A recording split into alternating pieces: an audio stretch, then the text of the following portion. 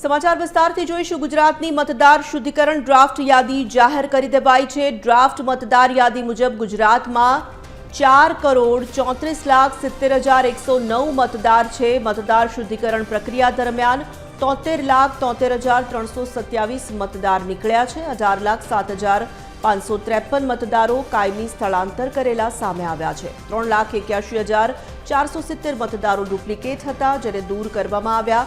9,69,662 મતદારો તેમના સરનામે મળી આવ્યા નથી। 1,89,364 મતદારોનો અન્ય કારણોસર યાદીમાં સમાવેશ થયો નથી।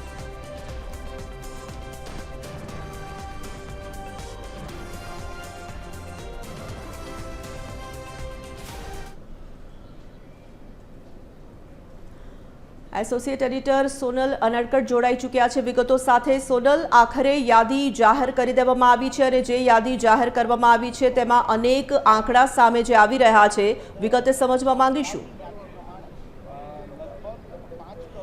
જી તોરલ, જે પ્રકારે આ સમગ્ર પ્રક્રિયા છેલ્લા 1.5 માસથી ચાલી રહી હતી, સમગ્ર રાજ્યમાં જે ડ્રાફ્ટ યાદી તૈયાર કરવા માટે થઈ મતદાર યાદી સુધારણા અભિયાન જે સરકાર તરફથી હાથ ધરવામાં આવ્યું હતું, લગભગ 50,000થી વધુ બીએલઓ જે છે તે રાજ્યભરમાં ફર્યા, જિલ્લે વિસ્તારમાં ફર્યા, લોકોને મળી અને તેમણે આ સમગ્ર યાદી તૈયાર કરી। અને ખાસ કરીને વાત કરીએ તો આ 1.5 માસની કામગીરી દરમિયાન અનેક વિરોધોની વચ્ચે પણ સરકારે ઇલેક્શન જે કમિશન છે તેણે અંતે આ કામગીરી પૂર્ણ કરી છે શિક્ષકોની મદદથી। અને હવે જે આંકડા સામે આવી રહ્યા છે તે મુજબ 74 લાખ જેટલા 73,73,000 એટલે કે 73 લાખથી વધુ જે મતદારો છે તેના નામ કમી થયા છે। ગઈકાલે જ TV 13 એક્સક્લુઝિવલી આ વાત સામે લાવી હતી કે 74 લાખ જેટલા જે મતદારો છે તેમના નામ ગુજરાતમાંથી કમી થઈ શકે છે અને તે વાતની આજે પુષ્ટિ થઈ છે।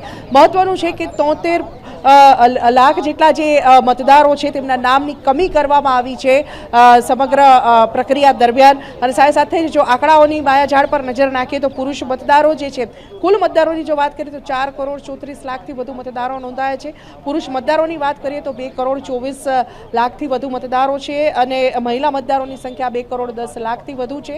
અને સાથે સાથે જ થર્ડ જેન્ડરની જો વાત કરીએ તો 1,063 થર્ડ જેન્ડરના મતદારો જે છે તે નોંધાયા છે। અને આ અગાઉ જો વાત કરીએ તો રાજ્યમાં 5,08,00,000 જેટલા જે મતદારો નોંધાવા પામ્યા હતા। અને હાલ જો વાત કરીએ તો શુદ્ધિકરણ ડ્રાફ્ટ યાદી જે આજે જાહેર થઈ છે, થોડી મિનિટો પહેલાં જ જે મુખ્ય ચૂંટણી અધિકારી છે તેમની સાથે હરિત શુક્લાજીની સાથે તમામ જે મુખ્ય રાજકીય પક્ષો છે, ભાજપ, કોંગ્રેસ અને આપ, તેમના જે પ્રતિનિધિઓ છે તેમની બેઠક મળી હતી। અને આ બેઠકમાં ચૂંટણી અધિકારી તરફથી રાજકીય પક્ષોને જે સોફ્ટ અને હાર્ડ કોપી છે મતદાર યાદીની, ડ્રાફ્ટ મતદાર યાદીની, તે સોંપવામાં આવી હતી। અને ત્યારબાદ જે આ યાદી છે તે વેબસાઇટ પર મૂકી દેવામાં આવી છે, જાહેર કરી દેવામાં આવી છે। મહત્વનું છે કે રાજકીય પક્ષો જો કે સતત કોંગ્રેસ આક્ષેપ કરી રહ્યું છે કે કેટલાક ચોક્કસ જ્ઞાતિના મતદારોને દૂર કરવાનો જે આક્ષેપ છે તે હજુ પણ કોંગ્રેસ કરી રહી છે। ચૂંટણી પંચ ઉપર પણ ચૂંટણી પંચ તરફથી જે આ કામગીરી, સરાહનીય કામગીરી 1.5 મહિનાની અંદર પૂર્ણ કરવામાં આવી છે, તેમાં ડ્રાફ્ટ મતદાર યાદી જે જાહેર થઈ છે તે મુજબ 4,34,00,000 જેટલા મતદારો કુલ છે।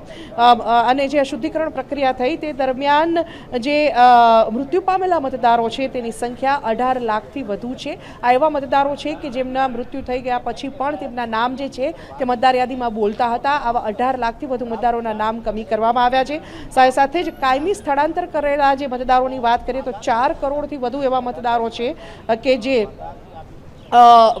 અન્ય સ્થળે સ્થળાંતર કરી ગયા હતા તેવા મતદારો નીકળ્યા છે। 4 લાખ જેટલા મતદારો છે। અને સાથે ડુપ્લિકેશન જો વાત કરીએ કે એકની સાથે બે જગ્યાએ, એકથી વધુ જગ્યાએ જેમનું નામ બોલતું હોય તેવા મતદારોની જો વાત કરીએ તો લગભગ 3 લાખ જેટલા એવા મતદારો નીકળ્યા છે કે જેમનું નામ વધુ જગ્યાએ, એક કરતાં વધુ જગ્યાએ બોલતું હોય।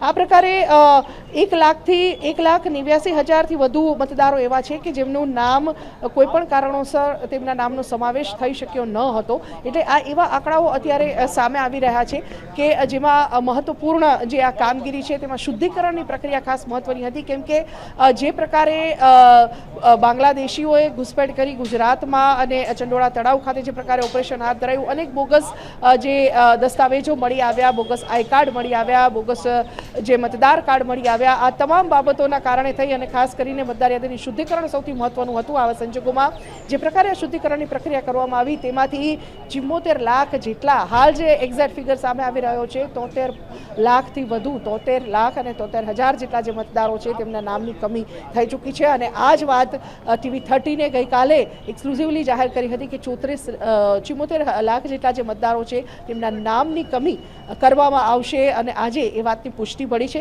સાથે સાથે જ આજે જે રાજકીય પક્ષોની બેઠક મળી તેમાં જે સોફ્ટ અને હાર્ડ કોપી છે ડ્રાફ્ટ મતદાર યાદીની તે સોંપી દેવામાં આવી છે।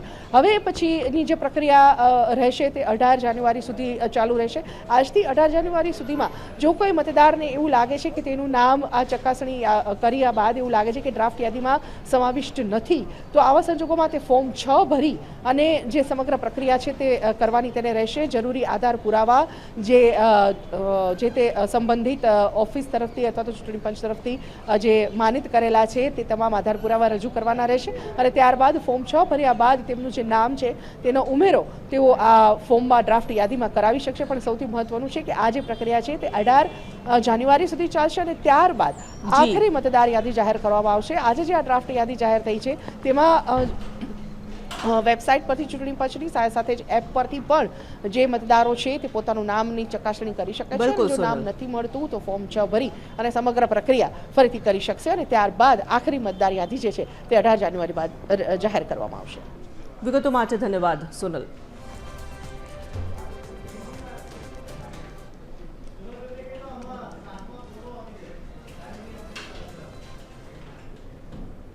ગુજરાતની મતદાર શુદ્ધિકરણ ડ્રાફ્ટ યાદી જાહેર કરી દેવામાં આવી છે। યાદી મુજબ 4,34,70,000 જેટલા મતદારો જે છે તે સામે આવ્યા છે। શુદ્ધિકરણ પ્રક્રિયા દરમિયાન 73 લાખથી વધુ મતદાર સામે આવ્યા છે। 73.73 લાખ મતદારના નામ હટાવવામાં આવ્યા છે।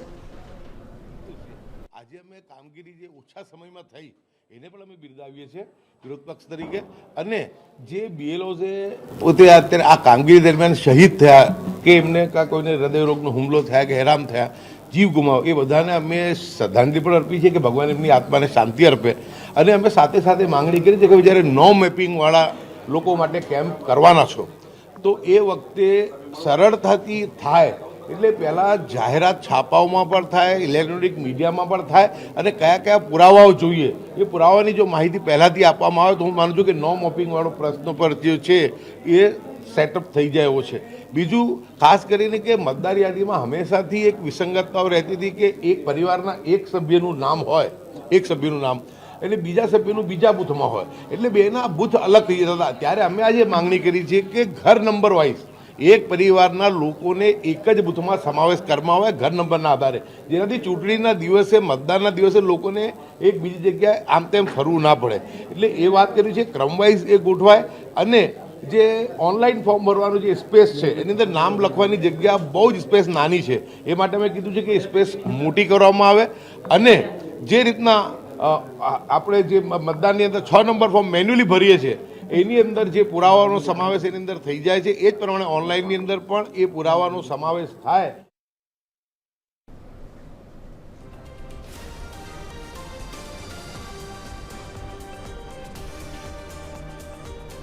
તો મતદાર શુદ્ધિકરણ પ્રક્રિયા દરમિયાન 73,73,327 મતદાર નીકળ્યા। ડ્રાફ્ટ મતદાર યાદી જાહેર કરી દેવામાં આવી છે। ચૂંટણી અધિકારીએ રાજકીય પક્ષો સાથે બેઠક પણ યોજી હતી। બેઠક બાદ ડ્રાફ્ટ મતદાર યાદી જાહેર કરવામાં આવી।